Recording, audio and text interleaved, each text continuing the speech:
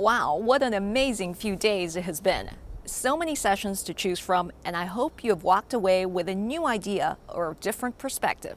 And we are not done yet. We have the pleasure of hearing two beautiful pieces of music from two extraordinary women from two different cultures and generations. These artists use their talents to raise awareness about natural hazards and climate change. And then, of course, we have the UR 2020 highlights video, showcasing the last few days, followed by a little community gathering moment. But first, I am delighted to welcome both Dr. Lucy Jones and Tafa Mi Soleil for their session, Creating Change Through Music. Lucy is a renowned Californian seismologist and also a musician, and will perform her piece in Nomine Terra Calens, or In the Name of a Warming Earth, to reflect on the effects of climate change. After that, we will hear from Tafa, a young Haitian singer and artist. She helped spread the word of disaster risk reduction and preparedness through song in her local country, which reached 5 million Haitians. We will hear some of her song, learn about her experience, and listen to the conversation she had with Lucy.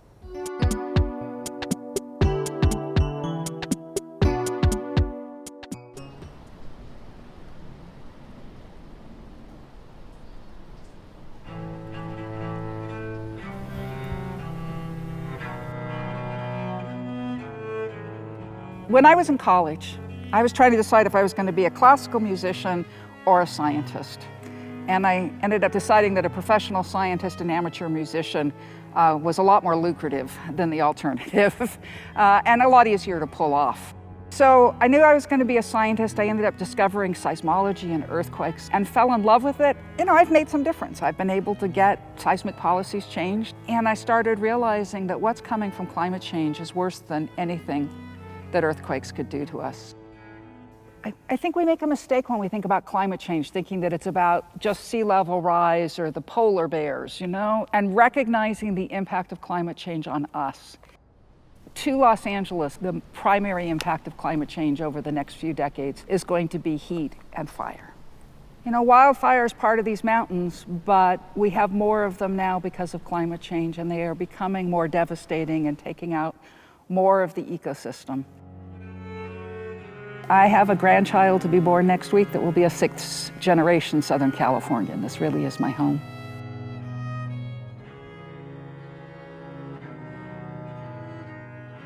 The contrast between being a seismologist and my time as a musician, especially when I began, I was the only woman in geophysics at MIT when I went into graduate school. My music was the place where I get to be more human. You know, people turn to seismologists after earthquakes because they're scared. They want information that will help them say it's normal. And just like you feel better when mommy tells you it's okay than daddy, people liked hearing from me more. So this is the viola da gamba. It's a Renaissance instrument, and it comes from a time when music was in people's homes. You play something and you have a theme. And then some other instrument picks it up. It really is like a conversation. Okay, let's imagine that the temperature is 15 degrees centigrade, and we're going to say that's this note. And then if it's 17 degrees centigrade, it would be maybe this note. And it goes down another degree, and we're down here. So musicians can play what I wrote, and you really get it, how much the temperature's gone up, though how much the pitch has changed over time. I ended up stripping away the harmonies and ending on only one note to represent the uncertain future. It was a way of sharing my science with the people I already shared my music with.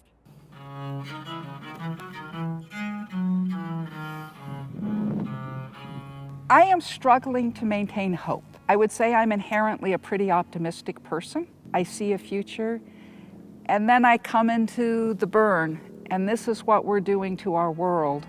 And, you know, are we going to turn it around? We can do it. We've got to choose it. It's a challenge because emotion is a big part of moving from an understanding of risk to action about risk. Different people respond to different emotions, and different cultures have different values. So maybe in some cultures we need to really be talking about your family and others we need to be talking about your economy. And what I've done with my music is help people who understand classical music experience at a more visceral level what the climate's really doing. And actually one of the things we want to do is really try to explore what role music can play and how do we tap into different cultural expressions of music. We need other music that inspires us to take action. Mes amis, saison cyclonique là arrivé sur nous. Sorti 1er juin pour arriver 30 novembre, mandem pour nous préparer plus toujours pour nous pas victimes même si ça t'est fait sur samedi. Je suis Tafa Mi Soleil, chanteuse, compositrice. Je suis née en Haïti, précisément dans la commune de Kinskof. Là, on est tout près de Port-au-Prince. J'ai eu en tant que jeune femme à travailler sur un projet en collaboration avec Lolo et Manzé. Déjà, ça a été une belle collaboration. Le message qu'on a essayé, qu'on a tenté de véhiculer et qui s'est déroulé très très bien. En fin de compte, c'était par rapport à la saison cyclonique directement. Parce que déjà, comme vous le savez, parler de la saison cyclonique, c'est parler de tout ce que ça implique, des précautions qu'il faut prendre et aussi du pays qu'il faut essayer de mettre le plus possible en situation de précaution, tout ça. Parce que le processus de création, c'était super. On a déjà commencé avec une première rencontre qui s'est avérée très bien. On a eu notre live avec d'autres participants, à savoir le responsable du projet en soi. Et puis après, on a eu notre session studio, on a eu notre vidéo shooting dont on va parler tout à l'heure, comment ça s'est déroulé. Donc je pense que c'était très bien. Même si nous disons pas, la nature photo, non pas cagou, mais c'est préparé. Il y a justement une partie de la musique qui dit, même si nous disons fort, la nature les photos. Qu'est-ce qu'on a voulu dire exactement? En réalité, c'est que tout ce qui a rapport aux catastrophes naturelles, c'est des choses, mais c'est des catastrophes naturelles, comme on dit. Et de cette musique, on a essayé de dire aux gens justement qu'on ne peut pas se battre contre la nature, parce que justement, c'est la nature, c'est la meilleure nature. Okay? Et donc, tout ce qu'on peut faire, c'est de se préparer, essayer de se préserver, de préserver ces documents, donc se préparer au maximum. Mes amis, oh, faut que nous fassions attention. Rivière pral déborder, précaution pas capon. Donc précaution pas capon, c'est toujours un moyen de dire aux gens prenez toutes les précautions possibles, prenez toutes les précautions nécessaires, faites prudence, soyez vigilants. Donc je pense que soyez vigilants, c'est exactement le mot. Le plus souvent, quand on fait face à la période cyclonique, les rivières, elles sont vraiment en crue et certaines fois, on fait face à la perte de nos animaux, à la perte de nos terres et tout ça, ce sont des choses qu'il faudrait éviter. Donc, le plus s'en éloigner durant cette période, je pense que c'est toujours la meilleure décision. Pour notre vidéo shooting, concernant la musique, nous avons été à Kinskof et du coup, nous avons eu plus ou moins un rapport très serré avec la population parce que je trouve qu'ils ont vraiment contribué, ils ont apporté du matériel manquant, ils ont participé, ils ont dansé, ils ont interagi et ça, c'est vraiment super parce que tout le monde a contribué en fin de compte et avant même qu'on puisse laisser l'espace, les gens ils commençaient déjà à se remémorer les paroles, à se les répéter et tout ça. Et ça, c'est super. Donc, au final, la musique, ça a été l'un des meilleurs choix qu'on ait fait et pour véhiculer notre message. Le peuple haïtien, déjà, il a un rapport très étroit avec la musique parce que même quand on est en situation de détresse, nous, on chante. Notre peuple ici est habitué, il adore la musique et je trouve que le message que nous voulons faire passer des fois, ça se passe beaucoup plus rapidement quand on utilise justement cette méthode.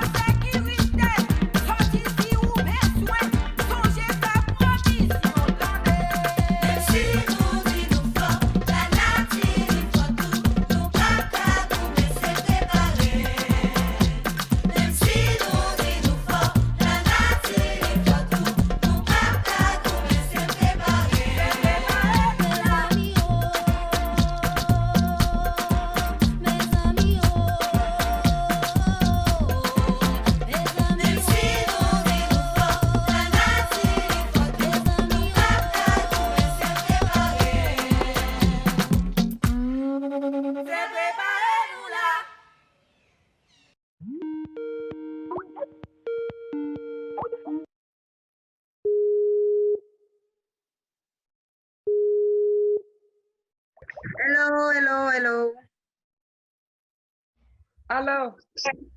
Allô, Jones. Tafa. Je pense que je ne pense pas que je puisse opérer un changement du jour au lendemain avec la musique. Mais je pense que ça peut être vraiment d'une grande aide parce que normalement, le message que nous voulons faire passer, il faut utiliser l'un des moyens que les gens aussi utilisent le plus pour pouvoir faire passer exactement ce message. Parce que comme je l'ai dit à la vidéo précédemment, et on corrige les murs sans rien, et aussi histoire de, bon, on peut dire en chantant cette fois-ci, ok? Donc, histoire d'utiliser ce que les gens aiment et on peut toujours utiliser la musique et c'est là que je pense qu'il y a toute la valeur de ma musique. Parce qu'en fait, en tant qu'artiste, certaines fois, nous avons beaucoup plus de potentialité et beaucoup plus d'influence que ce que nous pensons. Parce que les gens, ils sont prêts à imiter notre coupe de cheveux, notre façon d'être fashion, tout ça. Donc, ils peuvent tout aussi être prêts à écouter ce que nous avons à dire, quelque chose surtout qui a un rapport très, très, très étroit sur leur vie, sur leur santé, sur leur population, sur leur planète. Donc, je pense que c'est vraiment quelque chose que nous pouvons utiliser à juste terme et en faire et en attendre vraiment de super résultats.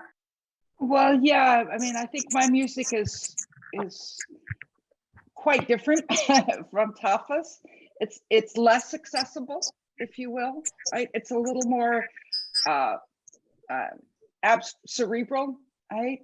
And I started it just as a way for myself to explore what the data meant, right? Because my music is 4 instruments together, stringed instruments, and playing a classical music ensemble, but one of the instruments is actually playing data. I took the global climate data for the last 140 years and converted that to pitch. And that's what one of the instruments plays. So when you can be aware of that, it sort of, and then you compose music around it, you just listen to it, you're hearing all of the instruments together, it can be hard to see what the data is. When you play it, and your awareness of your fellow musicians, and you watch that data climb and climb and climb, it's a very visceral experience of what the data is. And I tried to put emotion in there too, right? The stress and the franticness and the uncertainty. But it's nobody's going to dance in the streets for my music. L'émotion n'est rien d'autre que la vérité. Tant que c'est vrai, tant que c'est authentique, tant qu'il n'y a rien de faux dans ce que tu chantes, ok, les autres ils vont pouvoir se retrouver là-dedans et se confier, voir leurs propres histoires dans ce que toi tu chantes et c'est là que ta musique elle ne t'appartient plus, ok? Elle appartient directement à ce moment à ceux qui l'écoutent parce que quelque part ils trouvent une part d'eux-mêmes de ce que toi tu leur donnes. We human beings work in parallel. We have our emotional part and we have our analytical part. It's, when we look at risk, we can analyze the risk, but we have to feel the need to do something, which is exactly what Tafa did with her music, taking that scientific understanding of what's needed to survive a hurricane and turn it into something that people can grasp onto.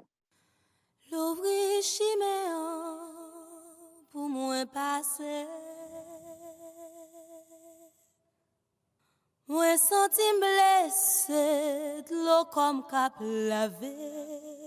Quand je voulais te parler, justement, par mon beau, je voulais dire une femme qui est comme une prêtresse vaudou. C'est une prêtresse vaudou, en effet. Donc, c'est comme avoir une femme pasteur à l'église. Donc, dans sa communauté, elle, c'est une prêtresse. Donc, quand on parlait de ma voix et du rapport qu'il y a entre ma voix et plus ou moins les rythmes plus ou moins vaudou, c'est par rapport à mon teint, parce que dans le vaudou, il y a la voix qui est très, très émotive et très, très spirituelle, en fait. Ça ramène beaucoup plus à une prière. Donc, des fois, quand les gens ils font référence à mon timbre de voix, ils essaient toujours de faire la liaison entre le vaudou et ma voix par rapport à la spiritualité, par rapport à cette intention de prière, en fait, et qui leur est transmise. Donc, c'est plus ou moins ça. Yeah, that's my son. He was 1 years old at the time, and the earthquake happened at 4:50 in the morning, just before 5 a.m. And my aunt was coming over to take him and take care of him because my husband is also a seismologist. So when a big earthquake happens, we both had to go in.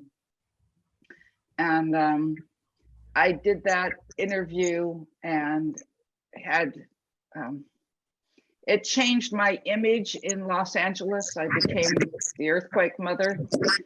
And that little baby boy is going to become a father probably next week. So it's been a long time. My understanding of the physical world suggests that God is real. The fact of creation and the fact that people want to be good. Those are two pieces of evidence to me that are best explained by the presence of a God that we are attracted to. Science isn't something you believe in. Science is a process for understanding what's true in the physical world. Think of all of the risk communication research that says, you have to internalize the risk. You have to believe it applies to you to take action about it. And the music is the way in which that, is one of the ways that those connections can happen. It can sometimes be very hard at the end of life to feel optimistic. Sometimes it's easy, sometimes it's hard. I look at how we're hurting the world. Do you have hope? Moi, pense que moi j'ai l'espoir pour l'avenir. Pour qui ça? C'est parce que principale motivation, c'est la vie par nous qui est en jeu. Et parce que si nous arrivons, faire mon yo commencer à comprendre, risque, ça gagne, ok, peut-être qu'il a commencé à mettre plus à ça, puis essayer de prendre des décisions qui sont capables vraiment changer quelques bagailles dans le monde de la pratique. Donc, c'est quelque part, oui, il y a l'espoir toujours, parce que tout à nous envie, nous sommes capables d'espérer que nous sommes capables de faire de l'autre bagaille qui est capable d'aller de manière positive au changement.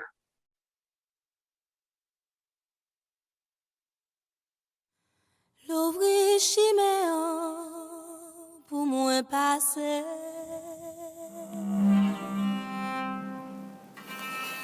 Moi senti blessé de l'eau comme cap lavé.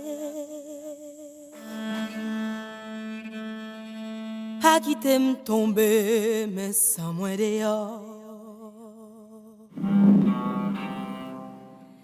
Épargnez tout roche qui qu'a frappé bien.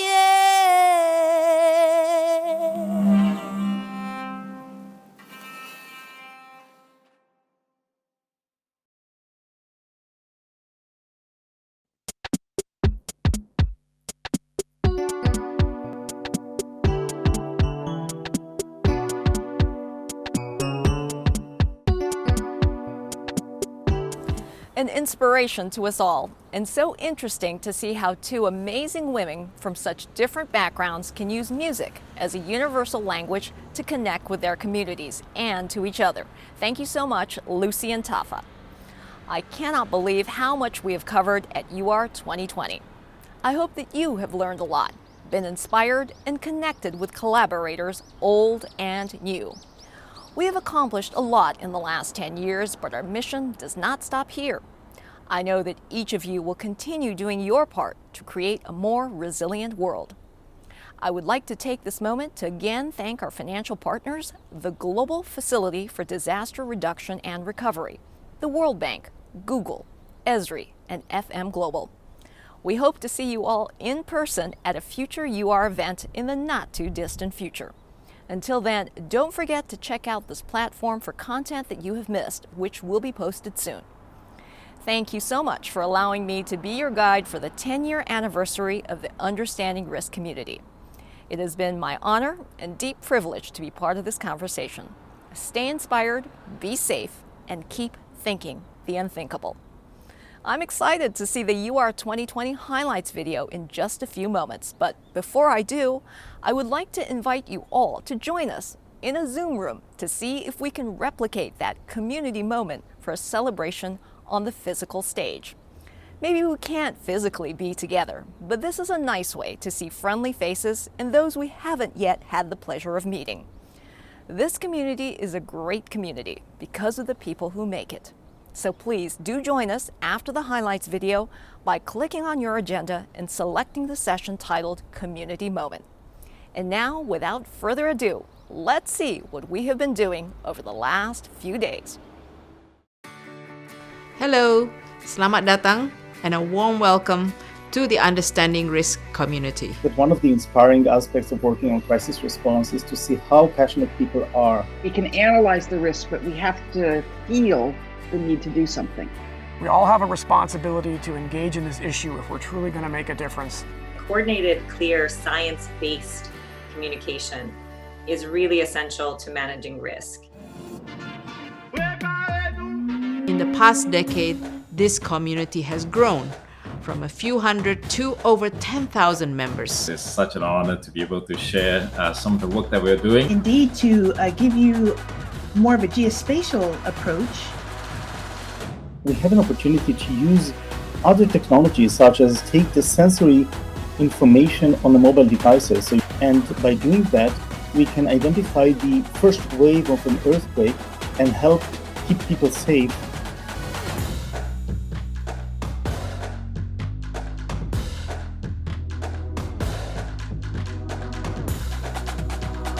Hi everyone. Alrighty, welcome to group number 3. A fantastic morning to all, and I'm Gooby. The immediate risk still in crisis. We got more battery. Okay. The beauty of not doing this live. Wonderful. Wonderful. Like this tight. This is good. Devastating. I messed that up again. Why can't I get the third one every time? So you'll have to edit this part out.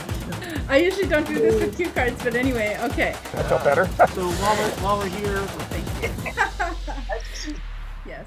The COVID-19 pandemic belongs to a category of risk that is called dread risk.